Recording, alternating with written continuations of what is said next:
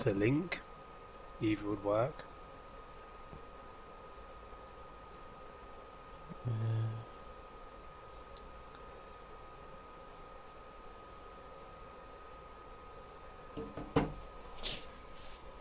There you go. Send it in Discord.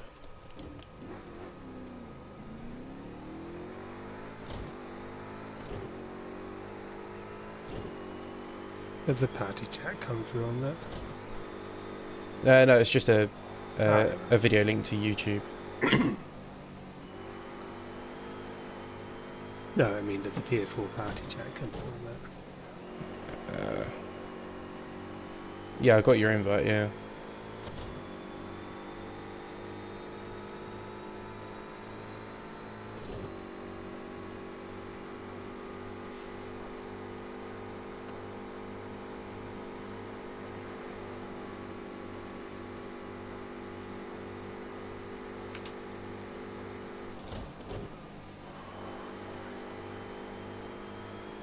Okay, that's a fairly undulating track.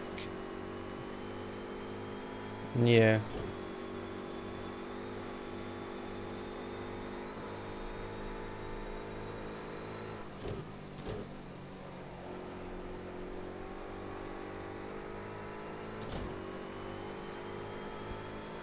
It's fast and flowing, but I've set it up for max downforce just because I just think it'll be more stable that way. As you can tell, it's probably a bit bumpy. It's quite bumpy as well. Oh. Yeah, it seems quite bumpy. That's what I meant by undulating. Yep. Oh, right, so it's based in Scotland near that iconic dam. Yeah. Or, sorry, viaduct. Mm.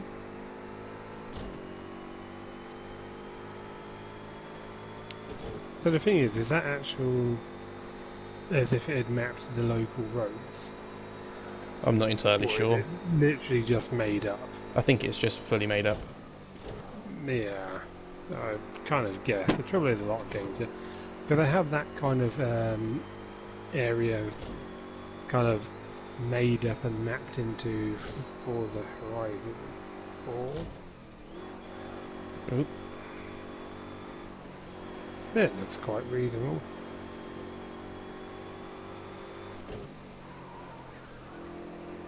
Yeah, hours long race on Wednesday around here. Really? Yeah. So what event is that? Just some random guy I met on playing this game, and he sort of runs his own like league on a Wednesday night, and we've been running these cars. Do you have pit lanes or tyre wear enabled now? Yeah, definitely got tyre wear, fuel, and damage. Oh dear, damage. Oh yeah, That wouldn't be my forte then. literally no assists, no nothing.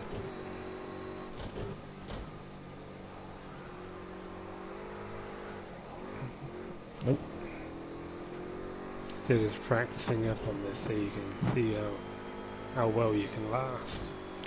That, and I want to get a good, like, try and settle in for a semi-race stint, so I sort of know what the tyres are going to handle like if we're going to need to stop for tyres and fuel, to be fair.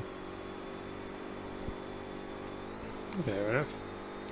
What's nice on the on this car is you get the little dashboard on there. Alright, yeah. When you So- create a party on the PS4 thing, does it automatically just send an invite to everybody now? Yeah, I think Oh. so. What, did you just get an invite when they started this one or something? Yep. Ah. I don't know how the fuck this shit works. So I don't know why they changed it. hey, this thing everyone's used to and works well. Let's change it to something confusing and not explain how it works. Exactly.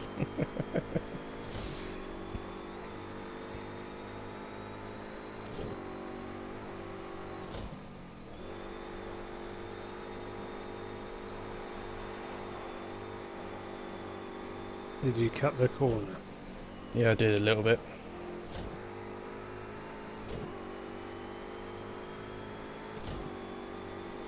Now the trouble for me is, because that game sets it up to be pretty enthusiast kind of thing, like good for people that like the racing sim stuff.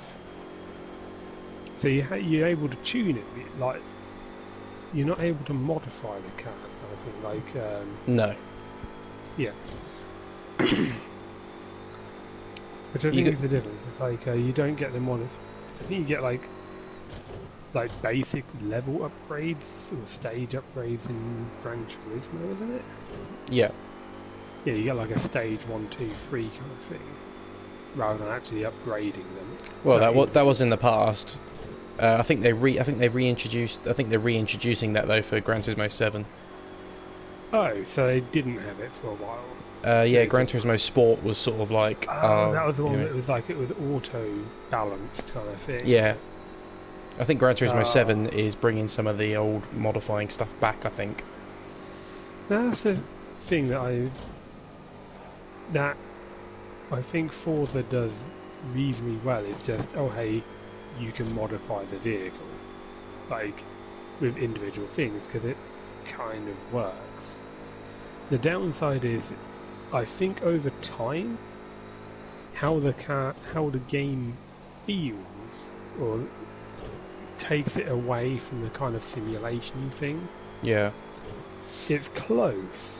It's trying to find the balance, isn't it?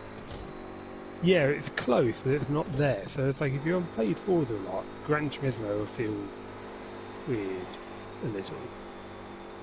It's like if you set up the settings on Forza to have like 0 assist and realistic steering in that, yeah, and that makes it a bit closer. But it still leans a little bit, or walks a line between arcade and simulation. that was close.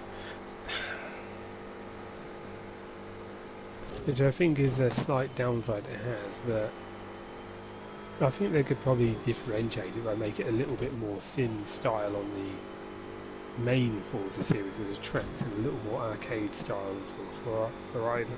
Yeah.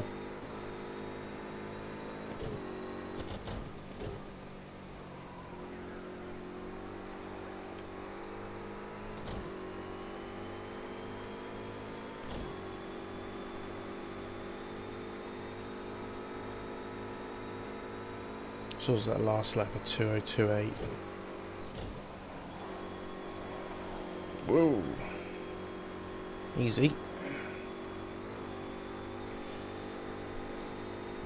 Problem I found with this car is that the front tyres just, I can't ever get the setup right so they can warm up.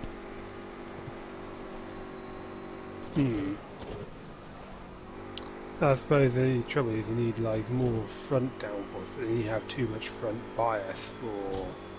Yeah. But even at Long Beach, on a street track, I fiddled around with camber and toe and whatever else, and I just couldn't get the front tyres to warm up at all. So I'd say having a more flat camber, that would kind of make it too stable and less steering availability, but that can be counterset by having an extra toe in to make it kind of pick up the steering off there, but that just adds drag to it. Yeah, and then you get, if I switch over to this view, you can actually see like where you're wearing on the tyre.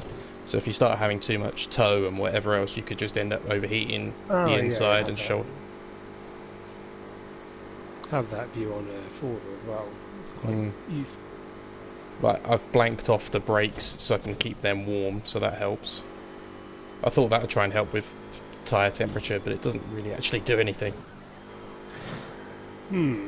I wonder if that game just doesn't link the two. Yeah. It wouldn't surprise me, because like the temperature of the brakes doesn't affect the outside tyre temperature. No, it's for the carcass more than anything, but you'd think that you'd get a carcass temperature and it should radiate through the rims, but... Yes, now that's the thing I don't get, is like why they have like outer mid outer, centre, inner on the tyre Mm. for surface temperature. They don't have the actual Core temperature. Core temperature. Yeah, or the wall temperature would be the better thing See, the to F1 say. games actually do that. Would you believe? I don't know if Forza actually does it or not. I haven't played Forza in a little while.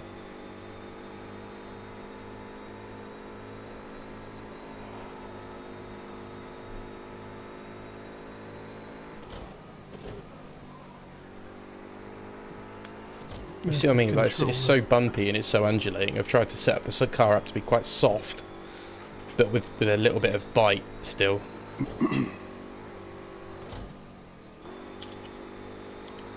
That's where the trouble is, you can't set the suspension. You have to set it a little softer to absorb some of the bumps. You can't set it too soft, so Yeah. it'd just be bouncy. I suppose you could increase the shock absorbers, but then that'd kind of give you a weird rebound bounce if you ever get any air. Yeah. There is one place on this track where you do get air, so... What about harder spring, softer shocks? Let me do this lap and I'll pop in the pits and we'll have a look at the setup. Potential is a 2018. That's probably a qualifying time. That's not going to be a race time.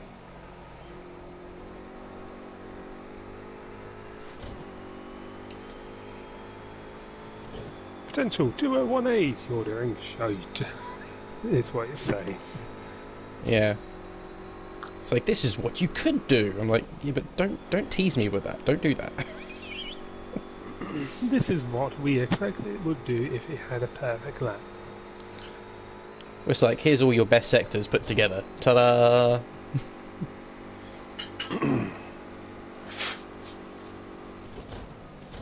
The trouble is, like, when you're aiming for sector times, like best sector 1, best sector 2, you can ruin the entire rest of the lap to get the best entry and exit of the sector.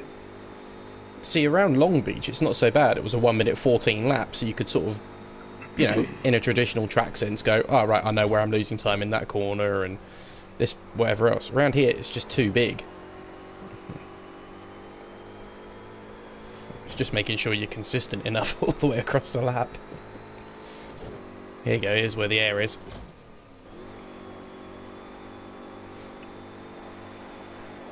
Oop.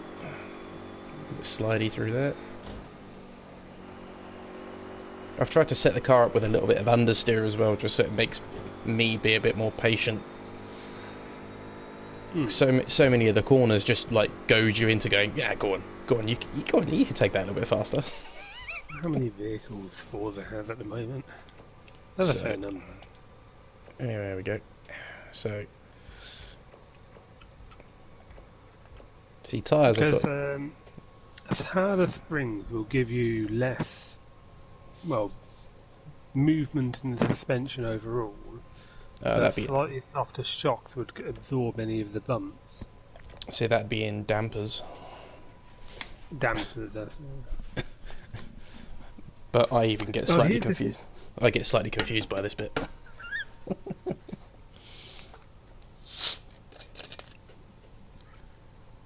So, bump stop is how far it will travel before it bottoms out, in which your car will essentially... So if you had a bump larger than... well, bump stop is... Yeah, if you have a bump larger than your shock absorber's depression length, your car will essentially bounce up. It will kind of, like, because your car's body is going to absorb that force instead.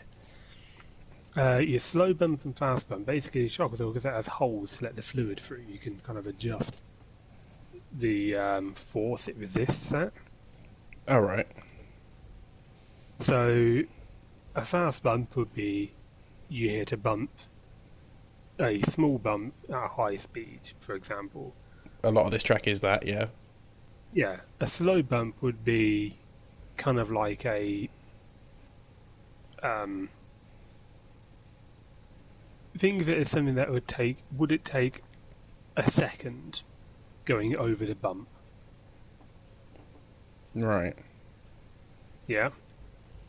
So say you have like a crest of a hill, which is like a sharp crest. That would be like a slow bump because you're coming up to it and you can. So it's The how whole car kind of goes over the bump. so it's Whereas a fast how bump fast the could be compression like, it is on that. yeah, for each of those two types of things. Hmm.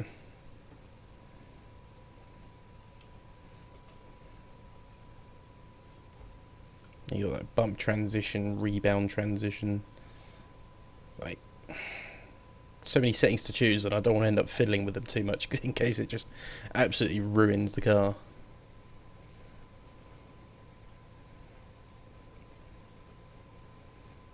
True. It's not too bad as it is. It just feels not necessarily like on the verge of being nervous. Hmm. Sort of how I think what I did about 5-6 laps there, and I think it felt. Have you looked up a guide on how to kind of adjust it for that game? I have, but there's so many like different LMP3 setups, and everything is just ugh. So you sort of end up going into a minefield because then you go, oh, but this person likes the car to do this. This person likes the car to do this, and then are they on a wheel or are they on a pad? And it's horrible. So you got like the camber and caster angles and anti-roll bars. What was my best lap there? 2025. So let's say on average I do a 203. I need to work out the lap distance.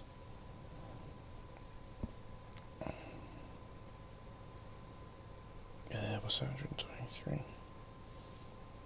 29 lap race. That's what it's going to work out at. Definitely ain't going to make it on fuel.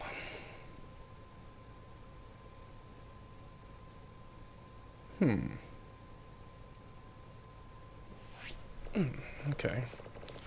If I'm definitely not going to make it on fuel, let's take some out.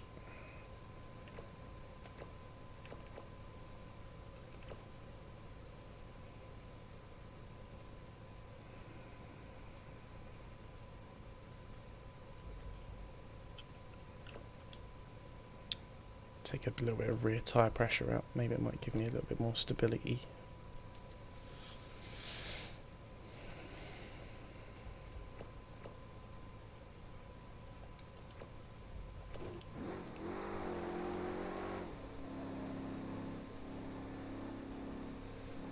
I always like to just sit on the brake as I leave the pit lane as well. Just bring them slowly up to temperature a little bit.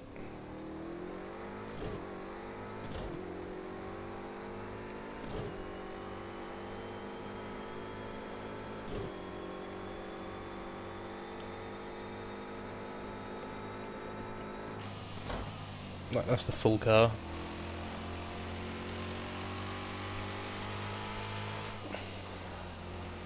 Ah, right, yeah. Sort of like a very basic prototype looking type thing.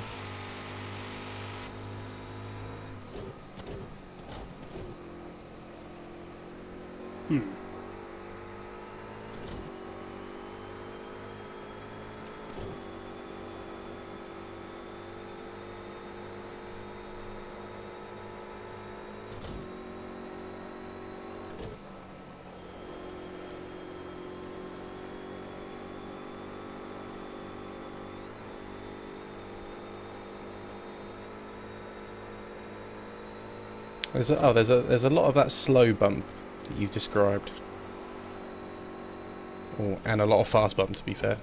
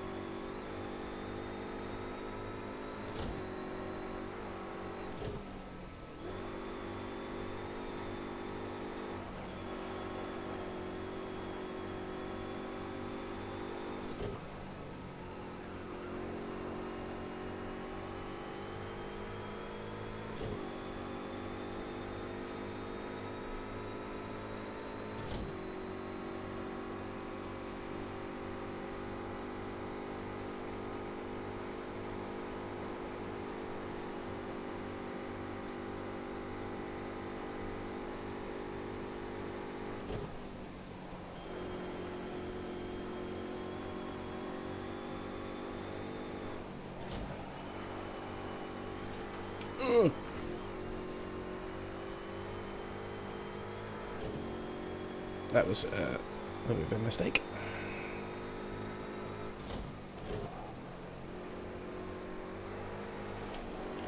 Wow.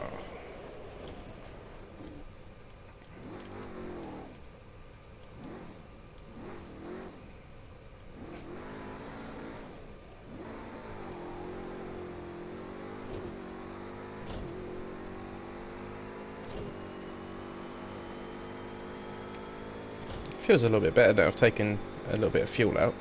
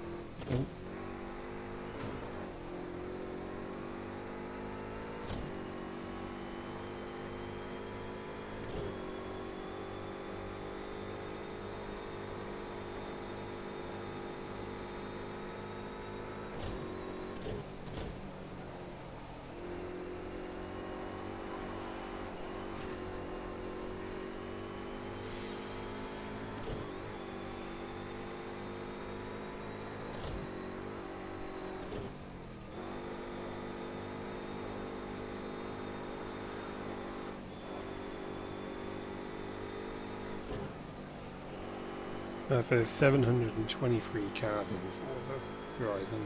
Jesus Christ. That's a lot.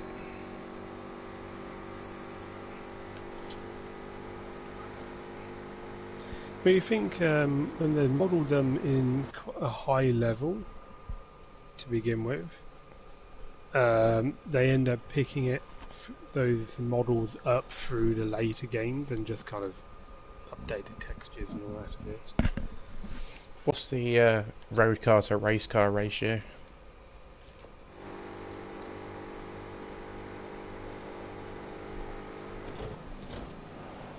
Road car to race car ratio, you mean? Yeah, sort of how many road cars against like real race cars? Let me sort them by car type, because that'll give me kind of type. Because you got shit tons of obviously road cars, because it is a game made for road racing. Because it is Horizon, it's not a track one. So I'm guessing you got a lot of there's like. There's going to be a lot of supercars, hypercars. Although Maserati MC12, that's really that's really a track one, like the F1 GT, yeah, AMG CLK GTR. Well, that was a race car. Yeah, it was a flying race car. Yes, we'll go with that. It was a plain old race car. Ask Mark Webber. What's the sky look like at Le Mans? But the thing is, what I do like about it is because you have. I mean, Forza 3, Forza 4 were two of the last ones I actually played of the actual racetrack ones because a lot of games weren't on the PC for a while, and they're only like Xbox exclusive. They didn't have one. Oh. I would say that on that game it was like at least a core. I would say a third at least were race cars on like Forza 4 and Forza 3. Forza Horizon, I'd probably say that's a less, I would say. Like, race cars, they definitely have them, but... Or you have like the race versions of road cars as well. So like, you know, like the Aston Martin Vulcan. Yeah. Nicely enough, you can sort by car type, so you can go by supercars, vans and utilities. So if you want to drive a Volkswagen camper van, you can. A Morris Mini. As you do. Ford Transit, if you wish. an old one and a new one.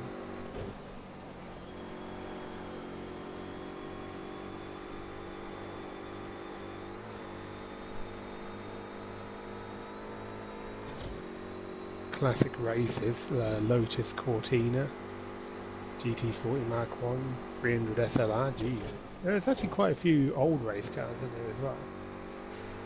Just have like the old Escort S2000. Yes, I've got that, the Lotus 11, for those. Quite a few. Was there Zack Speed Capri? Let me have a look by manufacturer. And then go to Ford.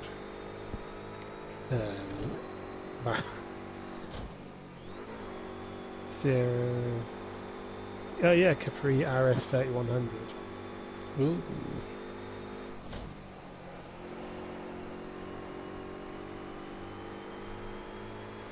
Ford Bronco pickup. Okay,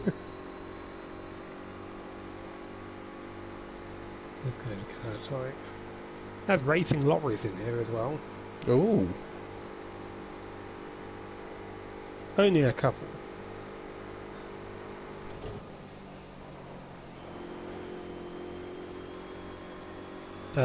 Off-road racing on this as well. Like all the off-road buggies and such.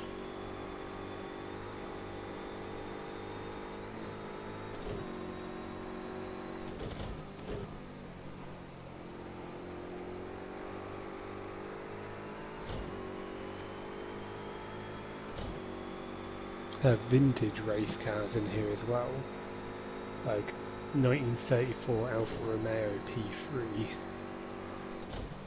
Jesus. a Type 35 Bugatti.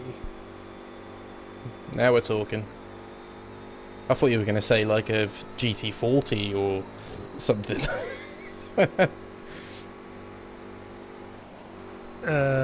What, Ford GT40? Yeah. Yeah, it's got those in. It's got GT40 Mark 1 in there.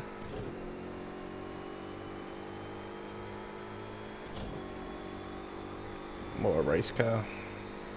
GT40 Mark 2 Le Mans, a GT40 Mark 1. How they managed to get that car to work, I don't know.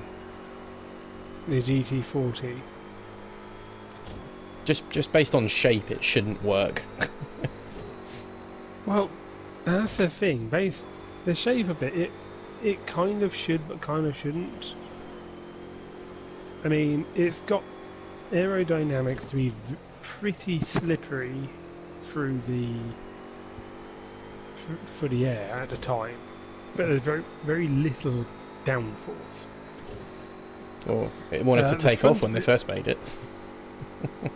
Yes, that was a Mark 1. They kind of raised up the airflow that goes through it.